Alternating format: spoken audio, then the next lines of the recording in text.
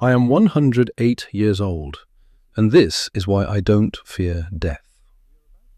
We are about to enter a deeply human space, one that is somewhat somber, yet shining with profound life philosophies. This is a journey into the narrative of Harry May, a woman who has traversed over a century of life. At 108 years old, she has made a remarkably calm yet incredibly powerful declaration. She is absolutely not afraid of death. The question is, where does this absolute tranquility actually come from?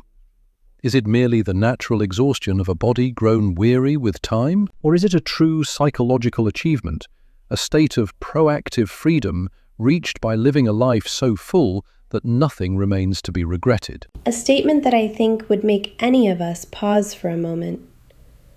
Exactly. The core question we're dissecting today is, why isn't she afraid to die? Where does this absolute tranquility actually come from? Is it merely the natural physical exhaustion of someone who has lived too long and is tired of time? Or is it truly a psychological achievement, a state of proactive freedom reached because she lived a full life with no regrets? That is precisely what makes this material so compelling, certainly. From my perspective, accepting death at 108 is primarily an inevitable consequence of extreme physical wear and tear. Added to that is a very blunt reality. She has outlived everyone around her. Death at that age is simply a natural physiological necessity. I approach this through a completely different lens.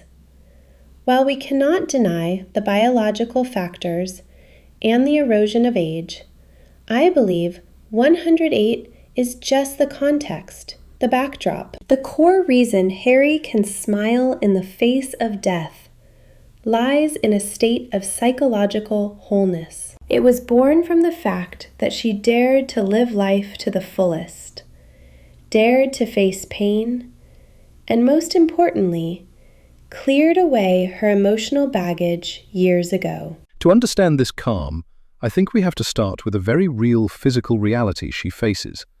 The human body has clear biological limits. When you turn 108, death is no longer an abstract, hovering, or scary concept. It becomes a practical liberation. You mean liberation from a body that has become too frail? Exactly. Do you remember how she described her body? She compared the experience of living at 108 to wearing a heavy, waterlogged winter coat from all the way back in 1918. From 1918. That is truly a haunting and powerful metaphor. It evokes a feeling of immense suffocation and heaviness. Right. Imagine the weight of that wet coat. Every morning she wakes up, she feels as if God just tapped her on the shoulder and said, "It's time. Put that wet coat back on," fastening every single button with fingers stiff from arthritis. Or just shuffling to the kitchen to brew a cup of coffee requires a monumental effort. It sounds like an exhausting battle just to maintain the most basic daily activities. Precisely. When every tiny movement becomes a burden, shedding that coat, death, is no longer a threat. It's like being allowed to take off cold, soaking wet clothes. It's a natural and logical need. Furthermore, look at her social context. She describes herself as living in a ghost town. A ghost town in a metaphorical sense, because everyone from her era is gone. Correct. Her husband, George, died 40 years ago. Her eldest son is gone. Her childhood friends she used to jump rope with are gone. And ironically, even the doctors who used to preach to her about how to live a healthy life have been in their graves for a long time. The party of life, for her, is truly over. When you're the last person left in the ballroom just tidying up empty glasses, death is simply when you close the door, turn off the lights, and go to sleep. Her courage, therefore, is an inevitable byproduct of time. The image of that soaked coat and the loneliness of the ghost town is deeply moving. But if we only stop at physical wear or social circumstances, I fear we're missing something. Her tranquility is much deeper than a tired body just wanting to give up. So where do you think that tranquility comes from, if not a desire for rest? It comes from an absolute psychological fulfillment. Let me bring up another equally brilliant metaphor from her narrative, the librarian.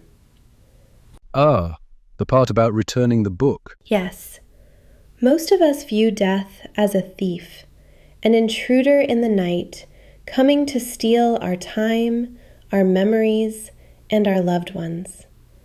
But Harry doesn't see it that way. To her, death is just a gentle librarian knocking on the door to announce that it's time to return the book of life. That's a very poetic way to put it. But the reason she's ready to return the book might also be because it's become too heavy, just like the wet coat. No, the key point here isn't that the book is too heavy. She's ready to return it because the book has actually been read. Remember how she described her book? The pages are torn, the cover is stained with tears, the corners are dog-eared everywhere, and it's covered in coffee stains. It's tattered because it was used to its maximum capacity.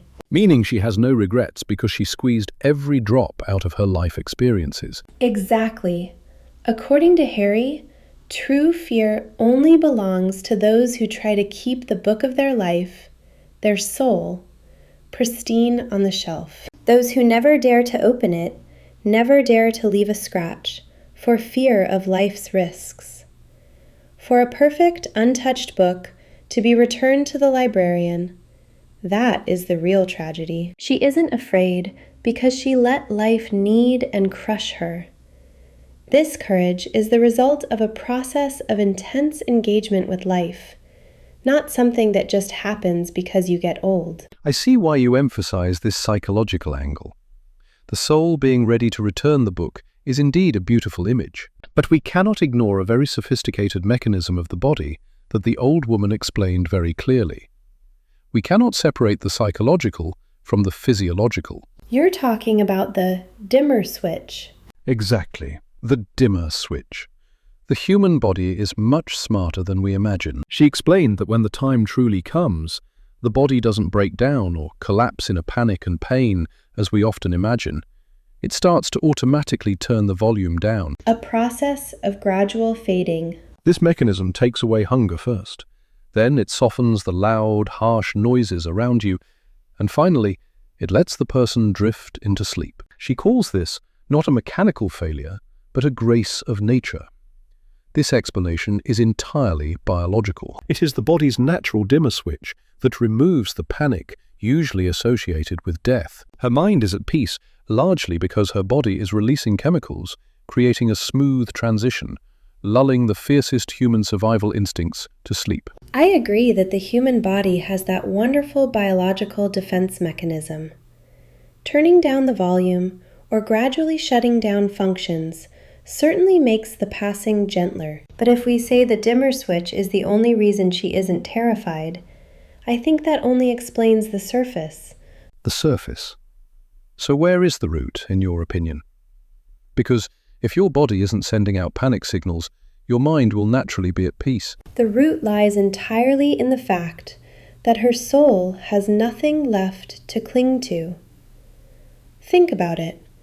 If your mind is still torn, still full of resentment or regret, your body can turn down the volume all it wants. You will still struggle against that sleep.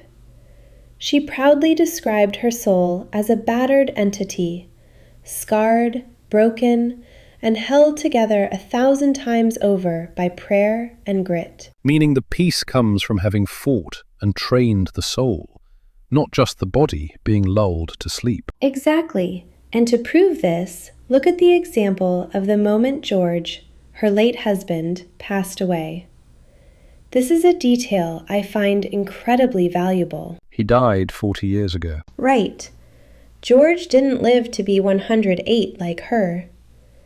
At his age, then, his body might not have entered that natural dimmer switch phase reserved for centenarians. Yet, in his final moment, as Harry held his hand, What was his expression? His eyes opened wide in surprise and he smiled. Precisely. He didn't struggle or panic. He smiled because he realized this transition was somehow beautiful and easy. He realized he had spent his whole life worrying about nothing. This proves one thing. Tranquility before death doesn't depend entirely on how worn out your physical body is.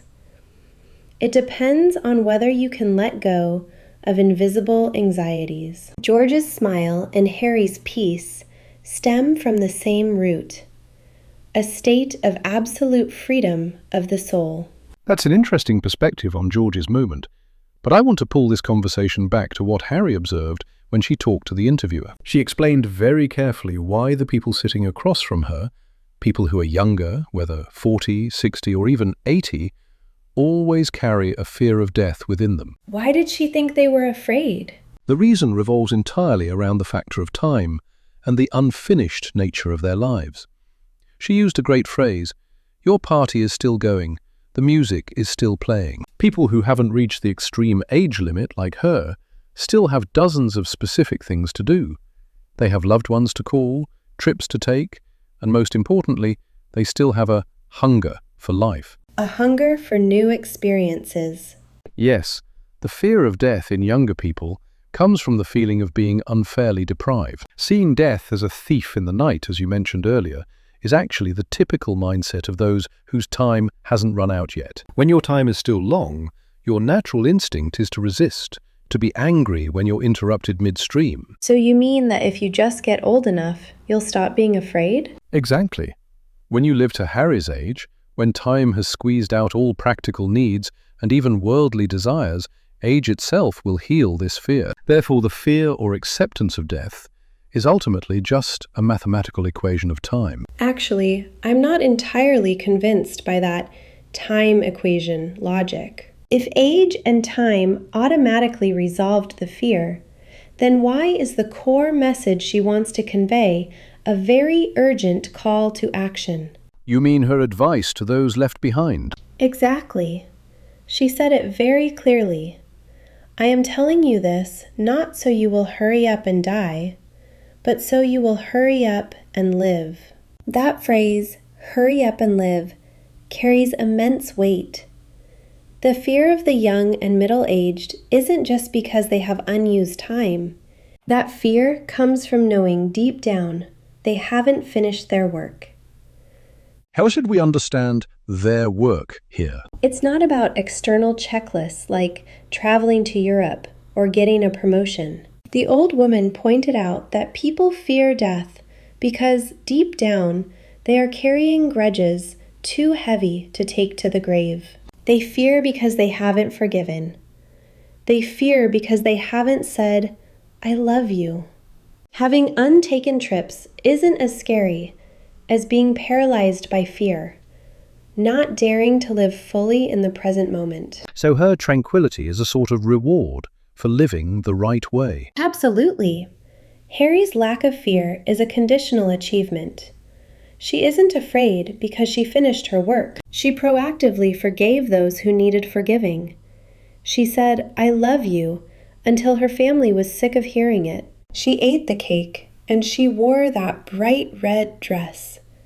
She cleared out her inner house thoroughly. Meaning, no waiting. Right.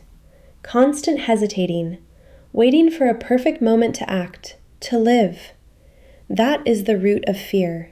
Age doesn't automatically bring peace, especially if someone takes a pristine soul on a shelf and a heart full of grudges to the grave. Harry's courage is the result of a life of continuous action, continuous engagement, not just passively waiting for time to pass and dull the emotions. I don't deny that she lived an incredibly full and vibrant life. The examples of eating the cake or wearing the red dress are wonderful proofs. But we must go back to the deepest motivation for why she feels ready to go right now. Remember the ghost town concept we discussed? The fact that she is the last one left of her generation. Yes, she calls the world she lives in a ghost town because everyone is truly gone. And notice how she describes death. She doesn't see it as a trip into the void or a gloomy end.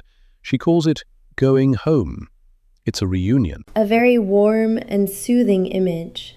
More than just soothing, it's a powerful magnetic pull. She imagines George standing on the other side, pacing back and forth, constantly checking his pocket watch. He's grumbling that she's always late for everything. The motivation here is social and very practical. The extreme loneliness of being the last survivor creates a push to leave, and the figures of loved ones waiting on the other side create a pull. Meaning death becomes a logical escape from loneliness. From the emptiness of her surroundings. Death isn't scary because it acts as a bridge taking her away from the absolute isolation of being 108. How can you be afraid of going home, right? The argument for a family reunion is truly touching. But if death were merely an escape from loneliness, or a flight from that quiet ghost town, her attitude toward her own passing would be tinged with sadness, exhaustion, or at least resignation. Didn't she say she was tired of the wet coat? Physically tired, but her spirit is glowing. What we see in how she prepared for her own funeral is the opposite of resignation. Forget the reunion on the other side for a moment. Look at her final instructions for those left behind in this world. Do you remember what she told everyone to do at her funeral? She forbade everyone from crying. Exactly. Not a single tear is to be shed. She doesn't view her death as a tragic end to be mourned. Instead, she demanded a party. She wants them to play jazz. And she wants everyone to eat berries. Think about that vivid contrast. Jazz and berries. What do you think those two images represent? Jazz represents the improvisation of fierce vitality and the liberation of the soul. And berries represent the most primal sweetness of this earth. She described her passing as taking off a pair of tight shoes to let her feet rest after a long, fulfilling journey. This is absolutely not the attitude of a weak person just hoping to flee reality because of loneliness. You see it as a celebration. Certainly. This is the radiant pride of someone who has exhausted their strength to live. Someone who, as they say, didn't leave any fuel in the tank. Demanding a boisterous jazz party is the clearest evidence that she sees death as a celebration of the soul's wholeness, not just the tired surrender of a decaying body. Through this entire discussion and the beautiful images we've unpacked, my position remains firm on the biological and chronological evidence that Harry May herself pointed out. Living to 108 requires a person to carry an immense physical weight. That feeling of wearing a soaked winter coat for over a century, facing the loss of everyone who ever shared your life. The miraculous design of the body, with its natural dimmer switch, has blurred earthly attachments. It turns death into an inevitable rest, perfectly suited to physiological demands. The fear of death vanishes when the need to close one's eyes for rest exceeds the desire to stay at the party. I clearly understand that practical perspective, and it truly reflects an undeniable truth of old age. But I maintain that the exhausted body and extreme age are just catalysts. They reveal a great life philosophy that has been forged over many years. Death only truly becomes a gentle librarian for those who dared to soil and tear the book of their life with real experiences, with decisive forgiveness, and with a love that held nothing back. The body will surely decay with time, but a scarred soul, bound together by grit 1,000 times over, is the true weapon that defeats the root of fear. Whether we approach it from the body's automatic letting go, or from the soul's reaching fulfillment, I see a wonderful convergence in Harry's message. Instead of seeing death as a terrifying tragedy or a cruel thief stealing time, we can see it as a smooth, liberating transition. Whether that liberation is simply shedding a physical coat that has become too heavy, or the celebratory moment of a soul that has given its all to life, both perspectives offer immense comfort to humanity. I completely agree. And I think this story leaves us all with a great question to reflect on our own lives right now. Are we trying to keep the book of our life, our soul, pristine on the shelf just because we fear the stains and wounds of experience? Or are we truly engaging, eating the cake, wearing the red dress, and living fully so that we have no regrets when the librarian knocks on our door? Those are truly deep layers of meaning, heavy questions brought to us by Harry's narrative. Thank you for listening and joining us in today's discussion. Keep reflecting, open your book, and read it fully. We will see you in the next discussion. Goodbye for now.